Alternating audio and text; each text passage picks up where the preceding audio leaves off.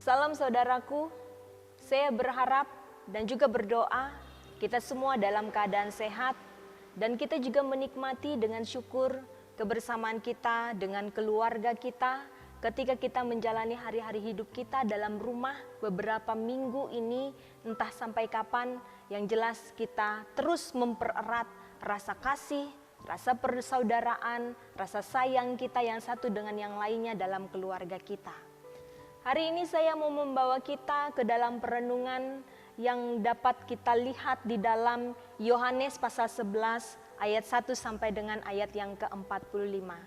Saudara-saudara, meski kita harus menjalani aktivitas kita di dalam rumah dan di hari Minggu kita tidak dapat pergi beribadah ke gereja seperti biasanya, kita harus tetap menumbuhkan persekutuan kita di dalam rumah tangga kita masing-masing. Dan bersama dengan itu ada ruang bagi kita untuk terus meningkatkan rasa kasih kita, rasa persaudaraan kita dan sayang kita yang satu dengan yang lainnya dalam rumah dan keluarga kita.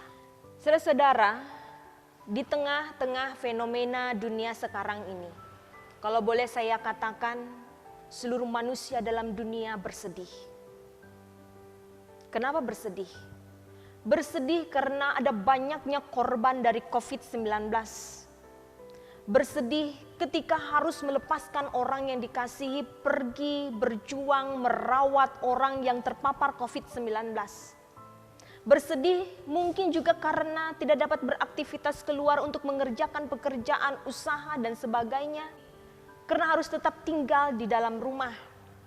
Atau juga bersedih karena masih melihat ada banyak orang yang belum sadar akan ganasnya COVID-19 ini.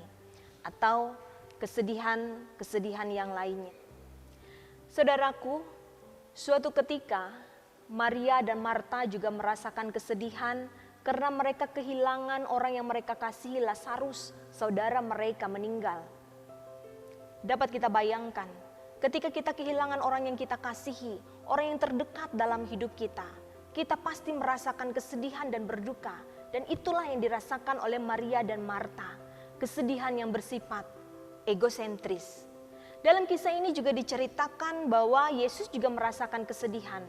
Tetapi kesedihan Yesus berbeda dengan kesedihan yang dirasakan dan dialami oleh Maria dan Marta.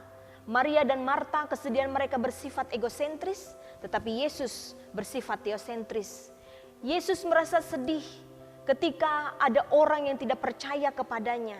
Yesus merasa bersedih ketika ada orang yang meragukan kuasanya. Saudara-saudara, boleh dikatakan bahwa Yesus mesigul karena ia merasa hatinya tersayat dan tersinggung. Saudara-saudara, namun apa yang dilakukan oleh Yesus ketika ia merasakan kesedihan dan di tengah-tengah kesedihan yang dialami oleh Maria dan Marta? Lazarus dibangkitkan, kuasanya dinyatakan luar biasa. Di tengah-tengah keadaan yang demikian, kuasa Yesus dinyatakan. Saudaraku yang dikasihi dalam Tuhan Yesus Kristus, tentu ada dampak dari apa yang dilakukan Yesus ketika Yesus membangkitkan Lazarus yang mati. Orang-orang yang tadinya tidak percaya, yang meragukan kuasa Yesus menjadi percaya. Yang tadinya Maria dan Marta merasakan kesedihan yang sangat luar biasa, mereka merasa dihiburkan. Saudara, mereka merasakan sebuah kelegaan.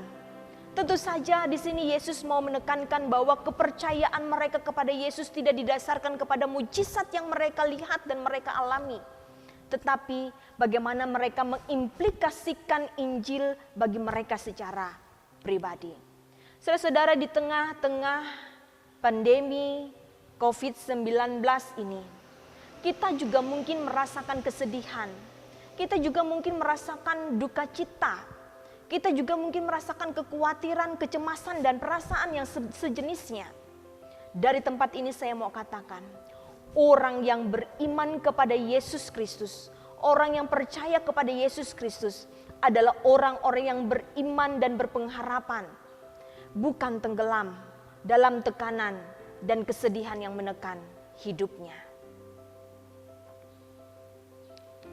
Saudaraku, jika hari ini ada hal yang membuat saudara merasa cemas, merasa sedih, teruslah beriman.